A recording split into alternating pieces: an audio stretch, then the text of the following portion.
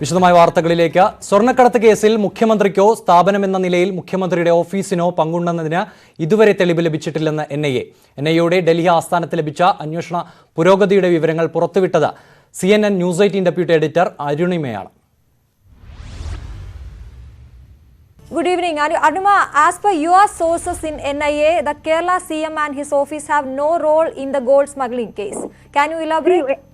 NIA officials are saying that at this stage, whatever investigation has happened, whatever evidence has been gathered, at this stage of investigation, there is nothing to implicate the Chief Minister or to show that there was, to quote the NIA official, any institutional involvement of the Chief Minister's office. Essentially, what NIA investigators are saying is that Swapna Suresh was friends with the former principal secretary. She had struck a rapport with him, and she had also, based on that rapport, struck a friendship. But beyond that, was somebody helping her in the Chief Minister's office because of her friendship, because of her rapport? Was the Chief Minister aware of the kind of equation that his principal secretary had with Swapna Suresh? To that effect, there is no evidence so far. And NIA investigators are saying that this evidence gathering process is continuing, and they are confident that they will be able to file the charge sheet in this case in the next 180 days. So early July, the first arrest happened. Then by end of December, early January, they will be able to complete the investigation. Yes, so this means that NIA has no evidence against CM and his office yet, even after questioning his former principal secretary and others in this case. At this stage, right. They're underlining the word or the phrase at this stage because the investigation is still going on. But so far, whatever they have gathered, whatever questioning they have done, they have no reason to believe that the Chief Minister was involved in any way or that the Chief Minister's office was helping Swapna Suresh in any way. That's the status of investigation as of this moment. Can it change? Will any fresh evidence come up later in the investigation? That we'll have to wait and see. But this is the situation at this moment, and NIA officials have not found anything to implicate the Chief Minister. Yes, thank you, Arunima. Thank you for joining us. NIA കണ്ടെത്തലിൽ അത്ഭുതമില്ലെന്നും മുഖ്യമന്ത്രി പറഞ്ഞത് ശരിയായെന്നും CPM നേതാവ് MB Rajesh. സെക്രട്ടേറിയറ്റിൽ അന്വേഷണം തുടങ്ങും മുൻപേ മുഖ്യമന്ത്രി കുറ്റവിമുക്തനാകുന്നതെങ്ങനെയാണെന്ന് NK Premachandran MP ചോദിച്ചു. അന്വേഷണം പൂർത്തിയാകും മുൻപേ കുറ്റവിമുക്തനാക്കേണ്ടെന്ന് BJP തിരുവനന്തപുരം ജില്ലാ പ്രസിഡന്റ് VV രാജേഷും പ്രതികരിച്ചു. എനിക്കിതിൽ യാതൊരു അത്ഭുതവും തോന്നുന്നില്ല. കാരണം ഞങ്ങൾ അത്ര ഉറപ്പ് ഇക്കാര്യത്തിലുണ്ടായിരുന്നു. മുഖ്യമന്ത്രി തന്നെ അത്രയും ഉറപ്പുള്ളത് കൊണ്ടാണ് ആത്മവിശ്വാസത്തോടെ പറഞ്ഞത്, നിങ്ങൾക്ക് എന്റെ ഓഫീസിൽ അന്വേഷിക്കണം, അന്വേഷിച്ചോളൂ. ഏത് വമ്പനും കൊമ്പനും ഇതിൽ ഉൾപ്പെട്ടിട്ടുണ്ടെങ്കിൽ കുടുങ്ങട്ടെ, ഉപ്പ് തിന്നവർ വെള്ളം കുടിക്കട്ടെ എന്ന് അർത്ഥശങ്കക്കിടയില്ലാത്ത വിധത്തിൽ അങ്ങേയറ്റത്തെ ആത്മവിശ്വാസത്തോടുകൂടി ധൈര്യമായിട്ട് മുഖ്യമന്ത്രി പറഞ്ഞത് അതുകൊണ്ടാണ്. മാത്രമല്ല, മുഖ്യമന്ത്രിയാണല്ലോ NIA ഉൾപ്പെടെയുള്ള കേന്ദ്ര ഏജൻസികളുടെ ഏകോപിത അന്വേഷണം ആവശ്യപ്പെട്ടത്. എങ്ങനെയാണ് അത് വിശ്വസനീയമായിട്ടുള്ള ഒരു തെളിവായി മാറുന്നത്? കാരണം NIAയുടെ അന്വേഷണം നടക്കുന്നതിനിടയിൽ NIA അത്തരത്തിലൊരു സ്റ്റേറ്റ്മെന്റ് നടത്തുമെന്നുള്ളത് വിശ്വസിക്കാൻ പോലും കഴിയുന്നില്ല. അന്വേഷണത്തിന്റെ ഭാഗമായി വരേണ്ട വിഷയമാണ്. സെക്രട്ടേറിയറ്റ് മന്ദിരത്തിൽ ഇപ്പോഴാണ് അന്വേഷണം നടക്കുന്നത്. ഇപ്പോഴും സെക്രട്ടേറിയറ്റിൽ NIA ഓഫീഷ്യൽസ് ഈ വാർത്ത നിങ്ങൾ സംപ്രേഷണം ചെയ്യുന്ന സമയത്തും ഇപ്പോൾ ഇത് പ്രസിദ്ധീകരിക്കുന്ന സമയത്തും സെക്രട്ടേറിയറ്റ് മന്ദിരത്തിനകത്ത് CCTV ദൃശ്യങ്ങൾ പരിശോധിക്കുന്നു, അന്വേഷണം നടക്കുന്നു. അപ്പൊ മുഖ്യമന്ത്രിയുടെ ഓഫീസിന് ഇൻവോൾവ്മെന്റ് ഉണ്ടോ എന്നുള്ളത് വളരെ പ്രധാനപ്പെട്ട പ്രശ്നമാണ്. ഈ കാര്യത്തെ സംബന്ധിച്ച് പ്രിൻസിപ്പൽ സെക്രട്ടറി നൽകിയിട്ടുള്ള മൊഴികളിൽ വൈരുദ്ധ്യമുണ്ടോ, പ്രിൻസിപ്പൽ സെക്രട്ടറി ഉൾപ്പെടെ സ്വപ്ന സുരേഷ് ഉൾപ്പെടെയുള്ളവർക്ക് സെക്രട്ടേറിയറ്റുമായിട്ട് ബന്ധമുണ്ടോ എന്ന കാര്യങ്ങളെ സംബന്ധിച്ച് പരിശോധന നടന്നുകൊണ്ടിരിക്കുന്ന ഘട്ടത്തിൽ ഒരു തെളിവും ലഭിച്ചിട്ടില്ല എന്ന് നാഷണൽ ഇൻവെസ്റ്റിഗേഷൻ ഏജൻസി പറയും എന്നൊരിക്കൽ പോലും ഞാൻ വിശ്വസിക്കുന്നില്ല. ഇതുവരെ എന്ന് നിങ്ങൾ സ്ട്രെസ് ചെയ്ത് പറയുമ്പോൾ തന്നെ ഞാൻ പറയുന്നു, അന്വേഷണം കഴിഞ്ഞില്ലല്ലോ. അന്വേഷണം ഇത്ര സമയം കൊണ്ട് ഇന്ന കേസിൽ തെളിവ് ലഭിക്കണം എന്ന് ഇത്ര സമയം കൊണ്ട് തെളിവ് ലഭിക്കണം എന്ന് നമുക്കാർക്കും പറയാൻ പറ്റില്ലല്ലോ.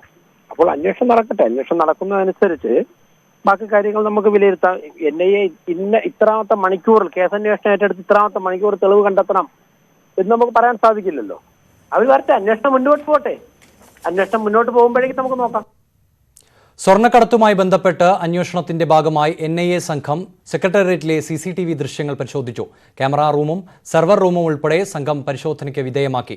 രാവിലെ 10 തുടങ്ങിയ പരിശോധന വൈകിട്ട് 4 മണി വരെ തുടർന്നു. ചില പ്രത്യേക ദിവസങ്ങളിലെ ദൃശ്യങ്ങൾ NIA സംഘം ഉടൻ ആവശ്യപ്പെടുമെന്നാണ് സൂചന. തിരുവനന്തപുരം വെഞ്ഞാറമൂട്ടിൽ 2 ഡിവൈഎഫ്ഐ പ്രവർത്തകരെ വെട്ടിക്കൊലപ്പെടുത്തിയ കേസിൽ ഒരു സ്ത്രീയടക്കം 7 പേര് അറസ്റ്റിൽ. അജിത്, ഷജിത്, സതിമോൻ, നജീബ്, സജീവ്, സനൽ, പ്രീജ എന്നിവരാണ് പിടിയിലായത്. 7 പേരെയും കോടതി റിമാൻഡ് ചെയ്തു. മധുപുരം സ്വദേശിയായ പ്രീജ കൃത്യത്തിന് ശേഷം പ്രതികളെ രക്ഷപ്പെടാൻ സഹായിച്ചുവെന്നാണ് കേസ്. ഇവരടക്കം 4 പേരാണ് പ്രതികളെ രക്ഷപ്പെടാൻ സഹായിച്ചത്. ഇരട്ട കൊലപാതകം രാഷ്ട്രീയ വൈരാഗ്യം മൂലമാണെന്ന് പോലീസിന്റെ റിമാൻഡ് റിപ്പോർട്ട്. കേസിൽ ഉന്നതതല ഗൂഢാലോചന അന്വേഷിക്കുമെന്ന് റൂറൽ SP B അശോകൻ വ്യക്തമാക്കി. അതൊക്കെ ഞങ്ങൾ പറഞ്ഞു കഴിഞ്ഞല്ലോ. രാഷ്ട്രീയ ബന്ധമുണ്ടെന്ന് മുമ്പേ പറഞ്ഞതാണ്. പ്രധാനപ്പെട്ട പ്രതികളെ 2 പേരെ അറസ്റ്റ് ചെയ്തിട്ടുണ്ട്. ഞങ്ങൾ ഏത് രീതിയിലുള്ള ഗൂഢാലോചനയും ഞങ്ങൾ കേസിൽ വണ്ടുകൊണ്ടിപ്പോൾ ചേർത്തിട്ടുണ്ട്. ഞങ്ങൾ അന്വേഷിക്കും, അത്രയേ ഉള്ളൂ. ഗൂഢാലോചന ഉണ്ടെന്ന് ഞങ്ങൾ അന്വേഷിക്കുന്നുണ്ട്, അത്രയേ. വെഞ്ഞാറമൂട് ഇരട്ടക്കൊലയിൽ MP അടൂർ പ്രകാശിനെതിരെ ഗുരുതര ആരോപണവുമായി CPM. കൊലപാതകത്തിന് പിന്നാലെ പ്രതികൾ അടൂർ പ്രകാശിനെ വിളിച്ചെന്ന് മന്ത്രി EP ജയരാജൻ ആരോപിച്ചു. മുൻപ് DYFI പ്രവർത്തകൻ ഫൈസൽ വധശ്രമ കേസിൽ തന്നെ രക്ഷപ്പെടാൻ സഹായിച്ചത് അടൂർ പ്രകാശാണെന്ന അറസ്റ്റിലായ പ്രതി ഷജിത്തിന്റെ ശബ്ദരേഖ CPM പുറത്തുവിട്ടു. പൊതുപ്രവർത്തകൻ എന്ന നിലയിൽ ന്യായമായ കാര്യങ്ങൾക്ക് സംസാരിച്ചിട്ടുണ്ടാകാമെന്നായിരുന്നു അടൂർ പ്രകാശിന്റെ പ്രതികരണം. വെഞ്ഞാറമൂട്ടിൽ DYFI പ്രവർത്തകരുടെ ഇരട്ടക്കൊലപാതകത്തിൽ കോൺഗ്രസിനെതിരെ നിലപാട് കടുപ്പിക്കുകയാണ് CPM. ആറ്റിങ്ങൽ MP അടൂർ പ്രകാശിലേക്കാണ് ആരോപണങ്ങളുടെ കുന്തമുന. കൊലപാതകത്തിന് പിന്നാലെ പ്രതികൾ അടൂർ പ്രകാശിനെയാണ് ആദ്യം വിളിച്ചതെന്നും MPയുടെ പങ്ക് അന്വേഷിക്കണമെന്നും മന്ത്രി EP ജയരാജൻ. കൊല്ലപ്പെട്ട ഹക്കിന്റെ കുടുംബാംഗങ്ങളെ സന്ദർശിച്ച ശേഷമായിരുന്നു മന്ത്രിയുടെ പ്രതികരണം.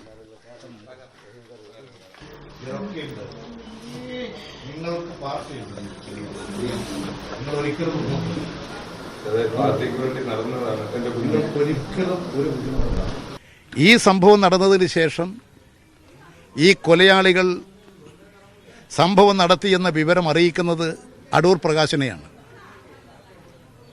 അടൂർ പ്രകാശിനെയാണ് ആദ്യം വിളിച്ചത് എന്ന് ചില മാധ്യമങ്ങൾ ആ വാർത്ത പുറത്തു കൊണ്ടുവന്നിട്ടുണ്ട്. അപ്പോൾ ഇതിൻ്റെ പിന്നിൽ അതിശക്തമായ ഗൂഢാലോചന ഉണ്ട്. അവർ കൊലപാതകങ്ങൾ ആസൂത്രണം ചെയ്യുകയാണ്. കോൺഗ്രസിന്റെ ചരിത്രം അതാണ്. പ്രതികൾക്ക് അടൂർ പ്രകാശ് MP ഒത്താശ ചെയ്തെന്ന് CPM ജില്ലാ സെക്രട്ടറി ആനാവൂർ നാഗപ്പനും ആരോപിച്ചു. 1.5 മാസം മുമ്പ് DYFI പ്രവർത്തകൻ ഫൈസലിനെതിരെ വധശ്രമമുണ്ടായപ്പോൾ അടൂർ പ്രകാശ് പ്രതികളെ സഹായിച്ചെന്നും പോലീസ് സ്റ്റേഷനിൽ വിളിച്ച് ഭീഷണിപ്പെടുത്തിയെന്നും ആരോപണമുണ്ട്. ഇരട്ടക്കൊലപാതകത്തിൽ അറസ്റ്റിലായ കോൺഗ്രസ് പ്രവർത്തകൻ ഷജിത്ത് ഫൈസൽ വധക്കേസിൽ അടൂർ പ്രകാശ് സഹായിച്ചെന്ന് പറയുന്ന ശബ്ദ സംപ്രേഷണവും CPM പുറത്തുവിട്ടു. എന്റെ രക്തം കോൺഗ്രസ് എന്ന ഗ്രൂപ്പിൽ വന്ന സംഭാഷണമാണ് പുറത്തായത്. ഇടയ്ക്ക് നമ്മളുടെ ചെറിയ വിഷയം നടന്നു. ഞാനും അതിൽ ഒരു കണ്ണിയായി. FIR ഇട്ടില്ല അങ്ങനെ ഒന്ന് MP ഇതുവഴി വന്നപ്പോഴത്തേക്ക് നമ്മൾ നേതൃത്വത്തിനെയൊക്കെ വിളിച്ചറിയിച്ച് MP ഇടപെട്ട് MP വിളിച്ചായിരുന്നു മുമ്പ്. അവർ FIR ഇട്ട മാറിപ്പോയത്രയ്ക്ക് എഴുതിയായിട്ടുള്ള പറഞ്ഞു വെച്ചിരുന്നു. അങ്ങനെ ഇന്നെല്ലാം ക്ലിയർ ആക്കി വെച്ചു. ആരോപണങ്ങൾ നിഷേധിച്ച് അടൂർ പ്രകാശും രംഗത്തെത്തി. പൊതുപ്രവർത്തകൻ എന്ന നിലയിൽ ന്യായമായ കാര്യങ്ങൾക്ക് സംസാരിച്ചിട്ടുണ്ടാകാമെന്നായിരുന്നു MPയുടെ പ്രതികരണം. പാർട്ടി പ്രവർത്തകർക്ക് ഉണ്ടാകുന്ന ഒരു ബുദ്ധിമുട്ടുണ്ടാകുമ്പോൾ അവർക്ക് വേണ്ടുന്ന സഹായങ്ങൾ ചെയ്തു കൊടുക്കും. പക്ഷേ അതിന് അനധികൃതമായി ഞങ്ങൾ ആരും ഒന്നും ചെയ്തു കൊടുക്കാറില്ല. ഞങ്ങൾ ന്യായമായിട്ടുള്ള കാര്യങ്ങൾ പോലീസിന്റെ ഭാഗത്തു നിന്നും ആ സമ്മർദ്ദങ്ങൾക്ക് കീഴ്പ്പെട്ടുകൊണ്ട് പോലീസ് അത്തരത്തിൽ പ്രവർത്തിച്ചു എന്നുള്ളത് ഒരു പ്രധാനപ്പെട്ട കാരണമാണ്. ഇരട്ടക്കൊലപാതകത്തിൽ പിടിയിലായവർ തന്നെയാണ് തന്നെയും ആക്രമിച്ചതെന്ന് നേരത്തെ ആക്രമണത്തിനിരയായ ഫൈസൽ പ്രതികരിച്ചു. 3 മാസം മുമ്പ് അവർ എന്നെയാണ് ആക്രമിച്ചത്. അതിലും ഇത്ര ക്രൂരമായിട്ട് ഹക്കിനെയും ചെയ്യാനായിട്ട് ഒരു പ്ലാൻ ഉണ്ടായിരുന്നു അവർക്ക്. അന്ന് 3 മാസം മുമ്പ് എന്നെ ഒറ്റ കിട്ടിയപ്പോഴത്തേക്ക് എന്നെയാണ് അവരാദ്യം ചെയ്തത്. കൊലപാതകത്തെ ന്യായീകരിച്ചുള്ള KPCC പ്രസിഡന്റ് നിലപാട് കോൺഗ്രസ് നേതൃത്വത്തിന്റെ പങ്ക് വ്യക്തമാക്കുന്നതാണെന്നാണ് CPM സംസ്ഥാന സെക്രട്ടേറിയറ്റിന്റെ ആരോപണം. ന്യൂസ് 18 തിരുവനന്തപുരം. ഇരട്ടക്കൊലപാതകത്തിൽ പങ്കില്ലെന്നാവർത്തിച്ച് കോൺഗ്രസ് നേതൃത്വം. CPM DYFI നേതാക്കൾ പ്രകോപനപരമായ പ്രസ്താവനകൾ നടത്തുകയാണെന്നും കോൺഗ്രസ് ഓഫീസുകൾക്ക് നേരെ സംഘടിത ആക്രമണം അഴിച്ചുവിടുകയാണെന്നും CPM എന്നും നേതാക്കൾ ആരോപിച്ചു. അതേസമയം ഗുണ്ടാ സംഘങ്ങൾ തമ്മിലുള്ള ഏറ്റുമുട്ടലാണ് ഉണ്ടായതെന്ന വാദം ആവർത്തിക്കുകയാണ് KPCC അധ്യക്ഷൻ മുല്ലപ്പള്ളി രാമചന്ദ്രൻ. ഈ ഒരു കൊലപാതകവുമായി ബന്ധപ്പെട്ടുകൊണ്ട് CPM സംസ്ഥാന വ്യാപകമായി ബോധപൂർവമായി അക്രമം അഴിച്ചുവിടുകയാണ്. ഓരോ മരണവും CPMനെ സംബന്ധിച്ചിടത്തോളം അതൊരാഘോഷമാണ്. അവർ മരണത്തെ ആഘോഷിക്കുന്നവരാണ്. ഇത് 2 ഗ്യാങ്ങുകൾ തമ്മിൽ നടത്തിയ ഒരു സംഘടനയുടെ ഫലമായി സംഭവിച്ച ഒരു ദുരന്തമാണ്. ആ ദുരന്തത്തിൽ ഒരു പ്രകാരത്തിലും ഇന്ത്യൻ നാഷണൽ കോൺഗ്രസിന് പങ്കില്ല. കൊലപാതക രാഷ്ട്രീയത്തെ ന്യായീകരിക്കുകയോ പിന്തുണ കൊടുക്കുകയോ ചെയ്യാറില്ല. ഈ സംഭവത്തിലും ഒരു തരത്തിലുമുള്ള പങ്ക് UDF പ്രവർത്തകർക്കോ കോൺഗ്രസ് പ്രവർത്തകർക്കോ ഇല്ല. കുറ്റം ആര് ചെയ്താലും അവർക്ക് ന്യായമായ ശിക്ഷ വാങ്ങിക്കൊടുക്കേണ്ടത് പോലീസിൻ്റെ ഉത്തരവാദിത്വമാണ്. ആ ഉത്തരവാദിത്വം പോലീസ് നിറവേറ്റും എന്ന് ഞാൻ പ്രതീക്ഷിക്കുകയാണ്. അക്രമ സംഭവങ്ങളെ ഒരിക്കലും കോൺഗ്രസ് അംഗീകരിച്ചിട്ടില്ല. ഒരു വിധത്തിലും അങ്ങനെയുള്ളതിന് നിൽക്കുകയുമില്ല. ഏറ്റവും നിർഭാഗ്യകരമായ ഈ സംഭവത്തിൽ പോലീസ് കുറ്റക്കാരെ കണ്ടെത്തി നിയമ നടപടികൾ സ്വീകരിക്കട്ടെ. അതിനകത്തൊന്നും കോൺഗ്രസ് ഇടപെടുകയോ ഏതെങ്കിലും വിധത്തിലുള്ള തെറ്റ് ചെയ്തവരെ ശിക്ഷിക്കാനോ ന്യായീകരിക്കാനോ തയ്യാറാകത്തില്ല. വെഞ്ഞാറമൂട് ഇരട്ടക്കൊലപാതകം കോൺഗ്രസിന്റെ തലയിൽ കെട്ടിവെച്ച് അക്രമം തുടരാനാണ് CPM തീരുമാനിക്കുന്നതെങ്കിൽ കണ്ണൂരിൽ ശക്തമായി തിരിച്ചടിക്കുമെന്ന് കെ സുധാകരൻ MP. അക്രമം നിർത്താനുള്ള നല്ല മനസ്സ് കാണിക്കുന്നതാണ് CPMന് നല്ലതെന്നും കെ സുധാകരൻ കണ്ണൂരിൽ പറഞ്ഞു. ഇന്ന് മുഖ്യമന്ത്രി അഭിമുഖീകരിക്കുന്ന ഒരുപാട് പ്രശ്നങ്ങൾ, ആ പ്രശ്നങ്ങളെ ഒന്ന് ആളുകളുടെ മനസ്സിൽ നിന്ന് ഇത്തിരി അകറ്റി നിർത്താനുള്ള ബോധപൂർവമായ അക്രമത്തിൻ്റെ ആഹ്വാനമാണ് കോടിയേരി ബാലകൃഷ്ണൻ സംസ്ഥാനത്ത് നടത്തിയത്. സംസ്ഥാന സെക്രട്ടറിയുടെ ആഹ്വാനം കേട്ട് ഇവിടെ ആയുധമെടുത്ത് ആളുകളെ വെട്ടാനും കുത്താനും ആഫീസുകൾ തകർക്കാനും DYFIയുടെ ഗുണ്ടകൾ ഇറങ്ങി പുറപ്പെട്ടാൽ കണ്ണൂർ ജില്ലയിൽ ഞാൻ പറയുന്നു വ്യക്തമായി തിരിച്ചടിച്ചിരിക്കും. വേണമോ വേണ്ടയോ എന്ന് CPMന്റെ ജില്ലാ നേതാക്കന്മാർക്ക് തീരുമാനിക്കാം. തീരുമാനം അനുകൂലമാണ്, ചെയ്യണം. അതാണെങ്കിൽ ആണുങ്ങളെപ്പോലെ പറയും, പത്രസമ്മേളനം നടത്തി പറയണം, ഞങ്ങൾ തയ്യാറാണെന്ന് പറയും. എന്നാൽ ഞങ്ങൾക്ക് ഞങ്ങളുടെ കരുത്ത് നമുക്കിവിടെ പരിശോധിക്കാം. അതുകൊണ്ട് ഇത് നിർത്തുന്നതാണ് നല്ലത്. ഈ അക്രമത്തെ മുമ്പോട്ട് കൊണ്ടുപോകുന്നത് ഗുണകരമല്ല. സംസ്ഥാനത്ത് ഇന്ന് 1140 പേർക്ക് കോവിഡ് സ്ഥിരീകരിച്ചു. 1059 പേർക്ക് സമ്പർക്കത്തിലൂടെയാണ് രോഗം ബാധിച്ചത്. അതിൽ 158 പേരുടെ സമ്പർക്ക ഉറവിടം വ്യക്തമല്ല. ഏറ്റവും കൂടുതൽ രോഗബാധിതർ തിരുവനന്തപുരത്താണ്. കിരൺ ബാബുവിന്റെ റിപ്പോർട്ട് കാണാം. കഴിഞ്ഞ കുറച്ച് ദിവസത്തെ കണക്കുകൾ പരിശോധിക്കുമ്പോൾ ഇന്ന് നേരിയ ആശ്വാസത്തിന്റെ കണക്കുകളാണുള്ളത്. 1140 പേർക്കാണ് ഇന്ന് കോവിഡ് സ്ഥിരീകരിച്ചത്. അല്പം കൂടി ആശ്വാസം നൽകുന്ന മറ്റൊരു കണക്ക് കൂടിയുണ്ട്. ഇന്ന് 2111 പേരുടെ രോഗം ഭേദമായി. ഇന്ന് ആകെ രോഗം സ്ഥിരീകരിച്ചവരുടെ ഇരട്ടിയോളം പേർക്ക് രോഗം ഭേദമായെന്നതാണ് വലിയ ആശ്വാസം നൽകുന്ന ഘടകം. 1059 പേർക്ക് സമ്പർക്കത്തിലൂടെയാണ് രോഗം ബാധിച്ചിരിക്കുന്നത്. ഇതിൽ 158 പേരുടെ ഉറവിടം വ്യക്തമല്ല. ഇതിൽ ഏറ്റവും ഗൗരവമായി ശ്രദ്ധിക്കേണ്ടത് തിരുവനന്തപുരം ജില്ലയാണ്. തിരുവനന്തപുരം ജില്ലയിൽ 221 പേർക്ക് സമ്പർക്കത്തിലൂടെ രോഗം ബാധിച്ചതിൽ 71 പേരുടെയും ഉറവിടം വ്യക്തമല്ല. സംസ്ഥാനത്തെ ആകെ 158 പേരുടെ ഉറവിടം വ്യക്തമല്ലെങ്കിൽ അതിലെ പകുതി ആളുകളും തിരുവനന്തപുരം ജില്ലയിൽ നിന്നുള്ളതാണ്. ഇന്ന് 4 പേരുടെ മരണമാണ് സ്ഥിരീകരിച്ചിരിക്കുന്നത്. അതോടുകൂടി ആകെ മരണം 298ആയി. 5 ജില്ലകളിലാണ് ഇന്ന് 100 മേൽ പേർക്ക് രോഗം സ്ഥിരീകരിച്ചിരിക്കുന്നത്. തിരുവനന്തപുരം 227, മലപ്പുറം 191, എറണാകുളം 161, കോഴിക്കോട് 155, തൃശ്ശൂർ 133 എന്നതാണ് ഇന്നത്തെ കണക്ക്. ഇന്ന് രോഗം സ്ഥിരീകരിച്ചാൽ 14 പേർ വിദേശ രാജ്യങ്ങളിൽ നിന്ന് വന്നവരും 36 പേർ മറ്റ് സംസ്ഥാനങ്ങളിൽ നിന്ന് എത്തിയവരുമാണ്. ടോമിൻ ജെ തച്ചങ്കരിക്ക് DGP ആയി സ്ഥാനക്കയറ്റം നൽകി സർക്കാർ ഉത്തരവിറങ്ങി. തച്ചങ്കരിക്ക് പോലീസിന് പുറത്തുള്ള പ്രധാന പദവി നൽകിയേക്കും. നിലവിൽ ക്രൈംബ്രാഞ്ച് മേധാവിയാണ് തച്ചങ്കരി. കോഴിക്കോട്, ആലപ്പുഴ, ഇടുക്കി, എറണാകുളം, പാലക്കാട്, കണ്ണൂർ ജില്ലകളുടെ പോലീസ് മേധാവിയായിരുന്നു. Kannur range IG, police headquarters ADGP, transport commissioner, fire force മേധാവിയായും നിരവധി പൊതുമേഖലാ സ്ഥാപനങ്ങളുടെ തലവനായും സേവനം അനുഷ്ഠിച്ചിട്ടുണ്ട്. വലതുപക്ഷ ആശയങ്ങളുള്ള പേജുകൾ നീക്കാൻ ശ്രമമെന്നാരോപിച്ച് ഫേസ്ബുക്കിന് കത്തെഴുതി കേന്ദ്ര നിയമമന്ത്രി രവിശങ്കർ പ്രസാദ്. കഴിഞ്ഞ ലോക്സഭാ തെരഞ്ഞെടുപ്പ് കാലത്ത് വലതുപക്ഷ ആശയങ്ങൾ കൂടുതൽ പേരിലേക്ക് എത്താതിരിക്കാൻ ഫേസ്ബുക്ക് ശ്രമിച്ചുവെന്നും CEO മാർക്ക് സുക്കർബർഗിന് എഴുതിയ കത്തിൽ മന്ത്രി ആരോപിച്ചു. ഇന്ത്യയുടെ മത, സാമുദായിക, സാംസ്കാരിക വൈവിധ്യത്തെ ഫേസ്ബുക്ക് മാനിക്കണം. ഇന്ത്യയിൽ പ്രവർത്തിക്കുമ്പോൾ തന്നെ ഫേസ്ബുക്ക് ജീവനക്കാർ പ്രധാനമന്ത്രിയെയും മന്ത്രിമാരെയും അധിക്ഷേപിക്കുന്നതായും രവിശങ്കർ പ്രസാദ് കുറ്റപ്പെടുത്തി. പ്രണബ് ദായ്ക്ക് വിട.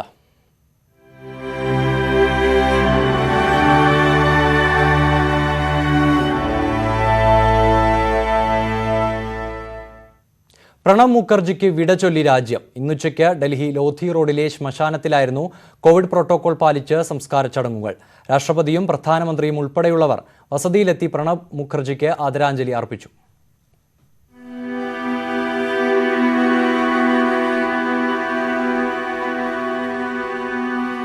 അരനൂറ്റാണ്ടുകാലം രാജ്യത്തിന്റെ ഭരണരാഷ്ട്രീയ രംഗങ്ങളിൽ തിളങ്ങി നിന്ന മുൻ രാഷ്ട്രപതി പ്രണബ് മുഖർജി ഇനി ഓർമ്മ. പൂർണ്ണ ഔദ്യോഗിക ബഹുമതികളോടെ രാജ്യം അദ്ദേഹത്തിന് യാത്രാമൊഴി നൽകി. കോവിഡ് പ്രോട്ടോകോൾ പാലിച്ച് വിലാപയാത്രയും സംസ്കാരവും. ഡൽഹി ലോധി റോഡിലെ ശ്മശാനത്തിലായിരുന്നു സംസ്കാര ചടങ്ങ്.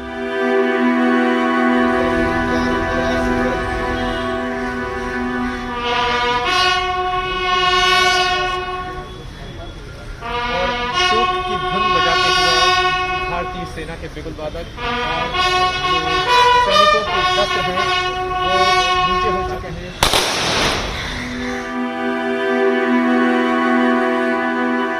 രാവിലെ സൈനികാശുപത്രിയിൽ നിന്നും രാജാജി മാർഗിലെ വസതിയിലെത്തിച്ച ഭൗതിക ശരീരത്തിൽ പ്രമുഖർ ആദരാഞ്ജലി അർപ്പിച്ചു. രാഷ്ട്രപതി രാംനാഥ് കോവിന്ദ്, ഉപരാഷ്ട്രപതി വെങ്കയ്യ നായിഡു, പ്രധാനമന്ത്രി നരേന്ദ്രമോദി, കേന്ദ്രമന്ത്രിമാർ, രാഷ്ട്രീയ നേതാക്കൾ തുടങ്ങിയവർ വസതിയിലെത്തി അന്തിമോപചാരം അർപ്പിച്ചു.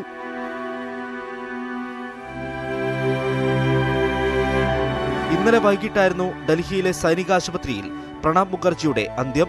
തലച്ചോറിൽ രക്തം കട്ടപിടിച്ചതിനെ തുടർന്ന് ശസ്ത്രക്രിയ നടത്തിയ പ്രണബിന് കോവിഡ് സ്ഥിരീകരിച്ചിരുന്നു. ഭരണത്തിലും രാഷ്ട്രീയത്തിലും സുപ്രധാന സ്ഥാനങ്ങൾ വഹിച്ച പ്രണബ് മുഖർജിയുടെ വേർപാട് നികത്താനാകാത്ത വിടവാണ്. News desk, news 18. വീണ്ടും വാർത്തകളിലേക്ക്. 2 ചിഹ്നം ലഭിച്ചതോടെ നിലപാട് കടുപ്പിച്ച് ജോസ് കെ മാണി. തദ്ദേശ തെരഞ്ഞെടുപ്പിന് മുൻപ് രാഷ്ട്രീയ നിലപാട് പ്രഖ്യാപിക്കും. എന്നാൽ ജോസ് വിഭാഗത്തിന്റേത് താൽക്കാലിക വിജയം മാത്രമാണെന്നും രാഷ്ട്രീയമായി നേരിടുമെന്നും പി ജെ ജോസഫ് പ്രതികരിച്ചു. അതേസമയം തെരഞ്ഞെടുപ്പ് കമ്മീഷനിൽ നിന്നും അനുകൂല വിധി ഉണ്ടായതോടെ ജോസ് കെ മാണിയോടുള്ള നിലപാട് UDF മയപ്പെടുത്തി.